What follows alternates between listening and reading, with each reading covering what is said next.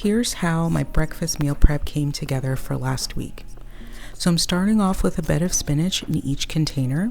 You see that there's 5 containers, one for each day of the week, Monday through Friday. So I was able to take them to work with no problem. Here you can see I've loaded up each container with a bed of spinach. The idea here is that the other food items are still a bit warm. The potatoes came right out the air fryer, and the tofu scramble was, rested a little bit, but it was pretty much still warm. And you'll see the steaming just in a moment. So it is quite warm actually.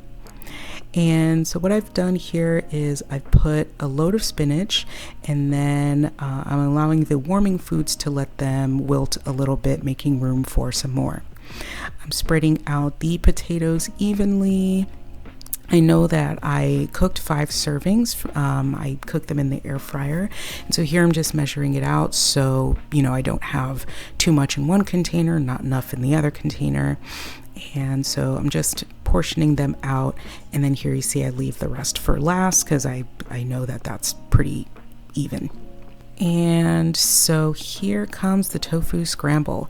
So I didn't have an idea for how much I wanted to put in each container. So I'm just measuring out the first container, and then I will go by that for each other container.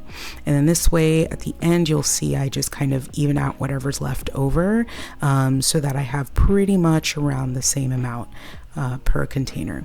Now, if you wanted to be really precise with this, if you are macro counting or kind of using any apps, what I would do is I would measure out the final weight of the cooked portion, all of it together, and then divide that by 5 or however many portions you're packing, and then do it that way.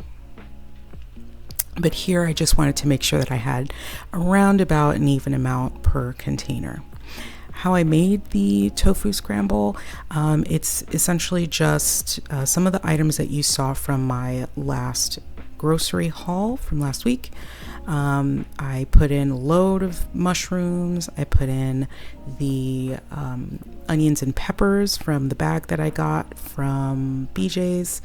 And I put some soft tofu that I already had, and I cooked that down just so that all of the moisture was released, and that was pretty much it. And I put some herbs and spices and things like that. And then I put the Just Egg, the entire carton of Just Egg, so that it's supposed to be 10 servings, but with everything combined, it turned out being 5 servings, 5 really hefty portions here. So you can see that I'm even struggling to close it. It was a good, hefty breakfast for the morning. I felt satiated. I felt full all the way through lunch. In fact, some days I had some lunch left over because I wasn't as hungry. And that was my meal prep for breakfast for the week. Boom. I put my breakfast off to the side to cool as I start my vegetable soup. So here is that sad little bit of cabbage that I have left. I'm chopping it down, and you'll see me throw the rest into the compost bin that I always keep by me as I'm prepping vegetables.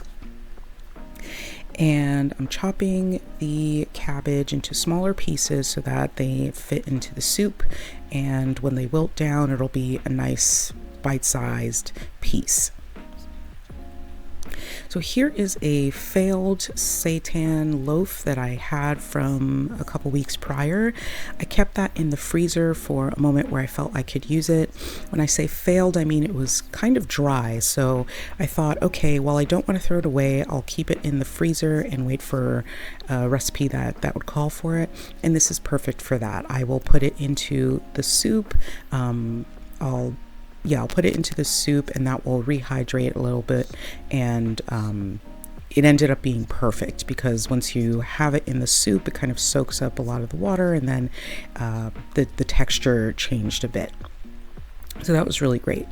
I actually did not put it into the cooked soup. I left it alone and then rehydrated it when I was reheating the soup. So I had, I portioned it out per bowl and then I reheated it that way. So here you'll see me cooking the veggie portion of the vegetable soup. I put in some vegetable stock at the bottom to make sure that the pot was ready for all these vegetables, and so essentially I'm sweating these vegetables or steaming them to break them down a little bit before I really get going with the soup. A lot of people call this water sauteing. I just say steaming it because that's really what it is. Oh, I snuck in a bit of kale there. Yeah, so you can see that the vegetables cook down a lot. At this point, I'm putting in about a tablespoon and a half of tomato paste, and I've broken that down a little bit and letting it heat up at the bottom. And let that sweat a little bit more. Came back, stirred it again, and at this point I'm putting in the cabbage. The cabbage will wilt down with the rest of the vegetables and leave room for more vegetable stock. So at this point I put in the whole carton. And as you can see, it's a really simple soup. It's not too fussy. I happen to find that mixed vegetable or soup mix from Lidl, and so I put that in with whatever vegetables I had left. At this point I realized I didn't need that extra pack of butternut squash because I have the lentils going in. These were pre-soaked lentils, or threw those in there, and now we're really cooking. So I put the lid on and I actually put a timer for 20 minutes, and here is the vegetable soup. You can see it's really hearty and delicious.